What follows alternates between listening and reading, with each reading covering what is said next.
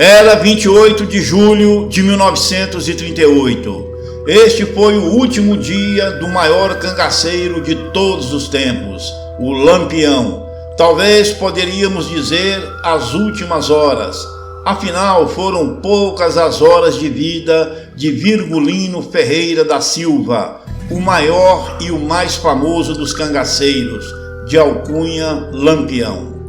É impossível falar do último dia de Lampião sem antes falar do dia que antecede ao dia 28, pois nesse dia, 27 de julho de 1938, um dia antes do fim de Lampião, vamos detalhar e começar a história com Pedro de Cândido, coiteiro de Lampião, chegando ao coito com as mercadorias, alimentos, coisas pessoais, fumo e bebidas alcoólicas. Tudo levado em lombo de burro para o outro lado do rio da cidade de Piranhas, já no estado de Alagoas, pois do lado que estavam a área pertencia a Porto da Folha, cidade sergipana. Pedro de Cândido trazia queijo, cachaça, carne seca, toicinho salgado, vinho e conhaque para Lampião e seus cabras. Pedro de Cândido e sua família eram os donos daquelas terras, o local denominado Grota do Angico, pertencente à família Angicos, onde ficava a casa que eles moravam.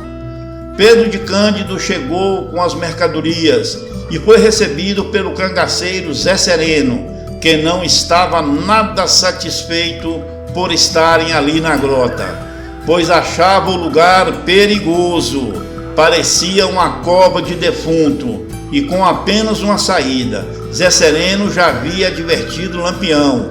Zé Sereno também não confiava em Pedro de Cândido. Tinha desconfianças de que as bebidas e o queijo que ele trazia estivessem envenenados. Mesmo assim, obedecendo ao seu chefe, recebeu o coiteiro e o encaminhou a Lampião, que aguardava para ver as encomendas. Pedro de Cândido vai de encontro a Lampião e o cumprimentou. Bom dia, meu capitão. Bom dia, Pedro. Deu tudo certo? Não deixou nenhum rastro pelo lugar que tu passou?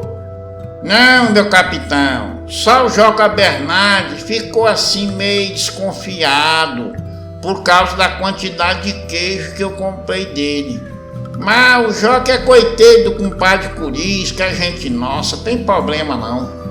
Depois que alguns cangaceiros passaram mal bebendo da cachaça, Zé Sereno disse a Lampião que se o capitão não tirasse os homens daquele lugar, ele iria tirar os seus cabras. Zé Sereno não estava entendendo Lampião. Sabia que o capitão era cego de um olho, mas enxergava como um gato com outro olho, melhor que qualquer um dos cangaceiros. Zé Sereno mostrou a Lampião a rolha da garrafa de cachaça, que estava furada, parecendo furo de injeção. E logo depois os cangaceiros passaram mal e mesmo assim Lampião ficou quieto. O que Lampião estava esperando para cair fora dali? Se é um cabra mais esperto do que eu e de todos os seus comandados, será que ele está bem da cabeça? Disse Zé Sereno. E também disse a Lampião que Pedro de Cândido lhe perguntou quantos cangaceiros tinham no local. Era evidente que havia interesse naquela pergunta, pois Lampião é que determinava a quantia de bebidas para o bando. Lampião já dizia: beber é bom para matar a lombriga e se divertir, mas se beber muito, o cangaceiro fica besta, tonto e morre na mão dos macacos. Então, por que Pedro de Cândido queria saber quantos cangaceiros tinham ali? Pedro de Cândido disse que era para saber se a bebida ia dar para todos. Conversa fiada. Não era ele que estipulava a quantidade da mercadoria. É sabido que Lampião não tomou do conhaque, se estava desconfiado. Por que não mandou desarmar as barracas e cair fora? Tinha algo de estranho nisso. Lampião, que já demonstrava cansado e até dizia aos mais chegados que estava quase decidindo deixar o cangaço. O restante do dia corria normal, como qualquer outro na rotina do cangaço, quando estavam acoitados em algum lugar do meio da caatinga. Cangaceiros bebiam, menos nesse dia, pois a bebida estava envenenada. Jogavam carteado e proseavam felizes da vida, com os bolsos cheios de dinheiro, menos naquele dia, pois o clima estava pesado. Mulheres costuravam alguma roupa rasgada em combate ou confeccionavam uma roupa nova para um novo cangaceiro. Comida era feita pelos homens, as mulheres apenas ajudavam a lavar a louça. Lampião estava cansado da vida cangaceira e ali estava marcada uma reunião com seu grupo e todos os outros subgrupos. Faltava chegar o grupo de Corisco, que devia chegar pela manhã do dia seguinte, mas nunca chegou. Então teriam que pernoitar ali na Grota do Angico. Também não aconteceu.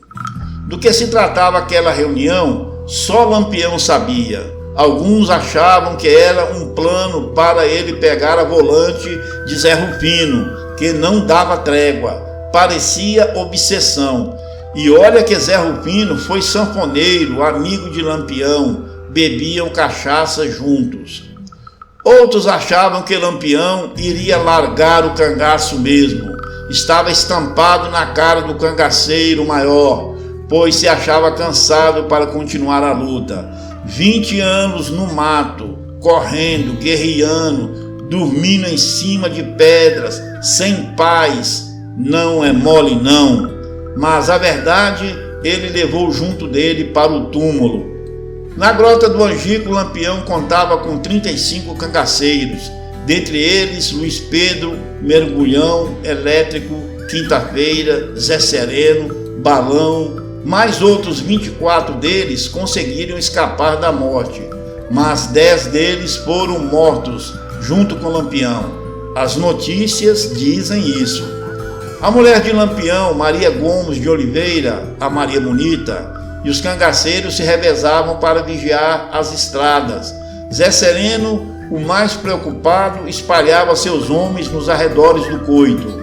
As mulheres eram 4, Sila, Dulce, Enedina e Maria Bonita. As duas últimas foram mortas naquele ataque. O dia seguia normal, a noite se aproximava, mas algo acontecia na tenda de Lampião. Maria falava alto em tom de discussão. Os dois brigavam por motivos íntimos que só pertenciam a eles.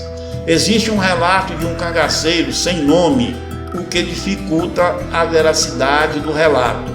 Mas esse relato diz que o cangaceiro escutou uma parte da conversa, afinal falavam em alto e bom som, dizendo o relato que Maria Bonita disse a Lampião: "Você está demorando demais, já era para nós estar sumidos no mundo, você está ficando doido?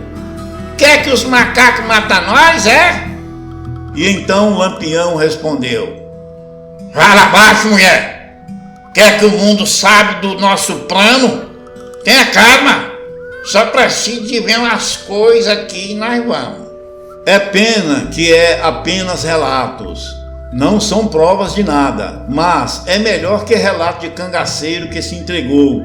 E uma das condições para sair da cadeia era testemunhar que viu Lampião morto. Se ninguém via nada com a fumaceira, como é isso? Igualmente, relato de soldado volante. Esses eram obrigados a testemunharem que viram Lampião morto, e vários deles disseram que atiraram em Lampião. Se só existe um Lampião, tem soldado mentindo, o que é de esperar, não é mesmo? Quando perguntado se ele via através da fumaça, desconversou, disse que viu depois que a fumaça baixou. No amanhecer do dia, Lampião costumava reunir alguns cangaceiros para a hora matinal. Zé Sereno se levantou e não viu Lampião, mas Sila, sua mulher, continuou dormindo. Alguns cangaceiros ainda dormiam quando o amoroso passou por eles em direção ao rio. Ia pegar água para fazer café. Com o fogo a lenha improvisado, com pedras ainda aceso, Luiz Pedro vai até lá e esquenta um café feito na noite anterior. Toma e vai chamar Lampião. Na mesma hora, Amoroso chega ao rio. Se agacha para pegar água entre os galhos de uns arbustos e dá de cara com a cara de um soldado da volante, com uma arma apontada em sua direção.